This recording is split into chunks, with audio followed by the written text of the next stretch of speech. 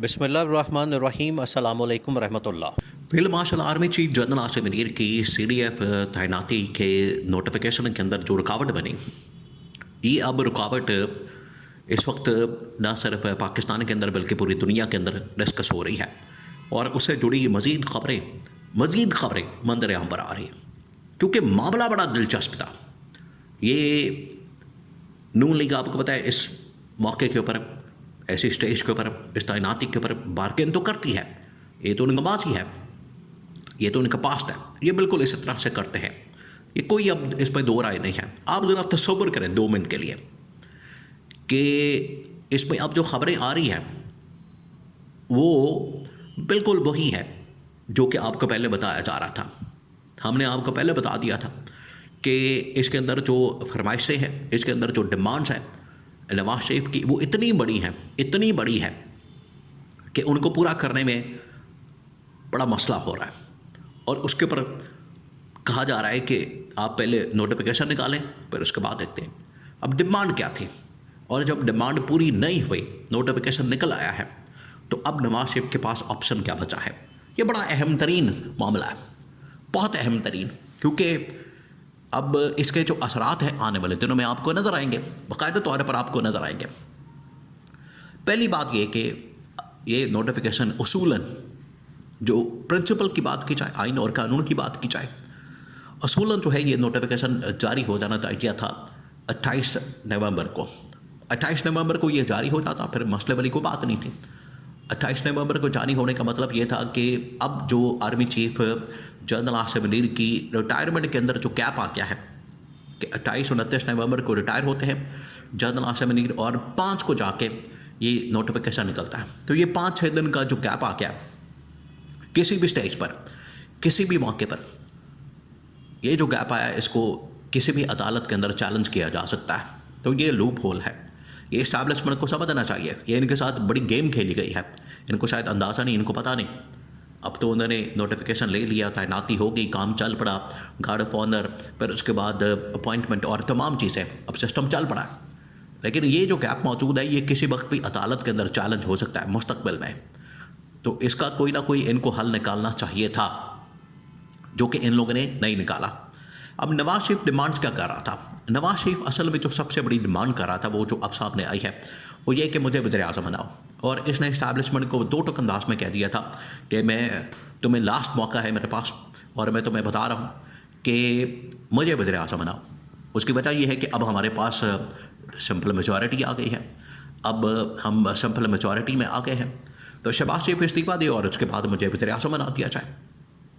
अब ये वाली जो ऑप्शन है, ये उसने नवाज शरीफ ने सामने रखी थी और ये कहा था कि मुझे वज़ीर आज़म बना दें तो ठीक है, मैं नोटिफिकेशन निकाल देता हूँ। लेकिन ये मामला जो है वो तोड़ नहीं लग सका। अब जो प्रेशर आया उसके बाद इस्टेब्लिशमेंट की जानिब से नवाज शरीफ के ऊपर, शरीफ ख़ानदान के ऊपर या नून लीग के ऊपर, वो प्रेशर फिर ये अफोर्ड नहीं कर सके, बर्दाश्त नहीं कर सके। इन्होंने फिर नोटिफिकेशन जारी कर दिया, इनको जारी करना पड़ा। अगर ये जारी ना करते तो इनको बाकायदा तौर पर धमकी मिल गई थी कि आपने अगर नोटिफिकेशन जारी ना किया तो फिर मामला गड़बड़ हो जाएगा। अब यहाँ पर जो शहबाज शरीफ ने गद्दारी की है, देखिए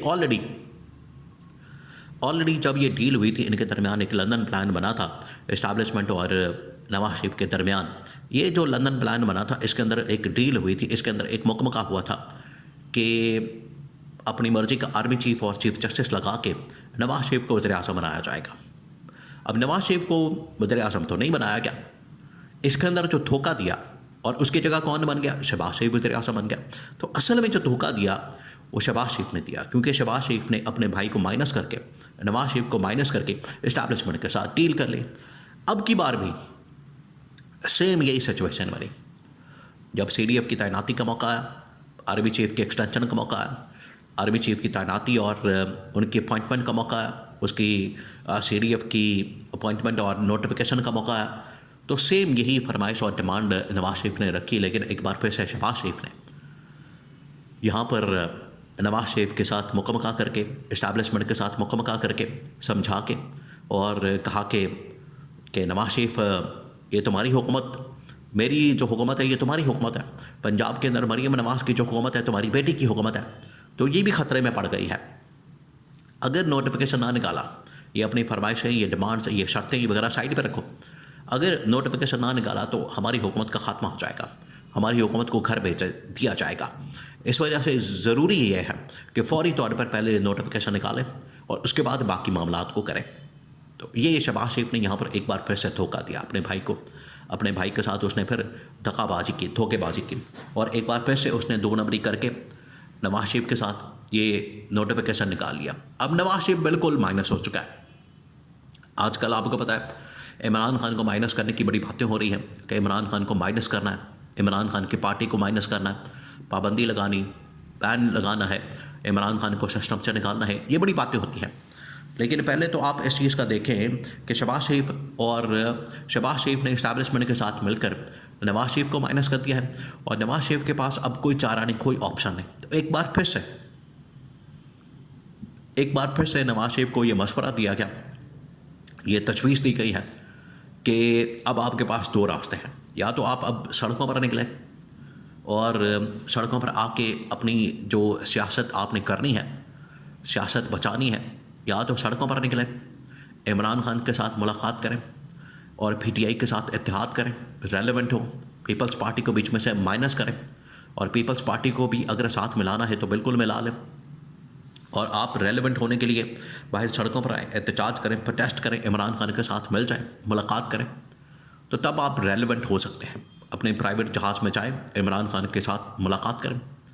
और अगर आप ये कुछ नहीं कर सकते और पिछले 50 साल की सियासत करने के बाद आपकी जो एंडिंग है, आपका जो अंजाम है, आपका जो इख्तिताम है, वो इस तरीके से होगा, इस तरह से होगा कि आपके पल्ले कुछ नहीं बचा, अब सियासी तौर पर बिल्कुल फारग हो चुके हैं, ज़ीरो हो चुके हैं, या तो फिर आप रिटायर हो जाए।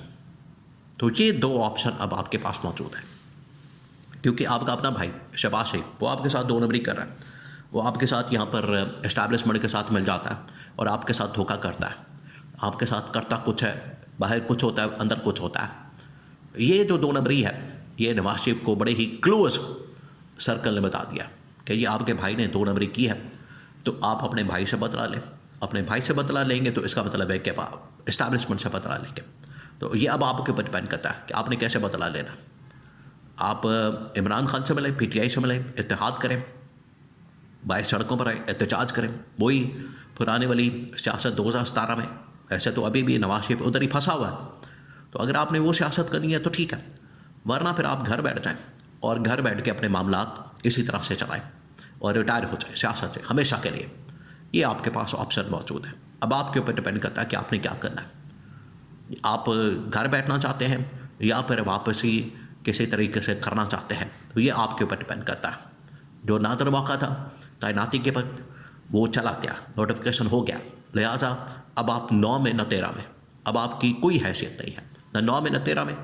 आप बिल्कुल इर्रेलेवेंट हो चुके हैं, सियासत से आउट हो चुके हैं।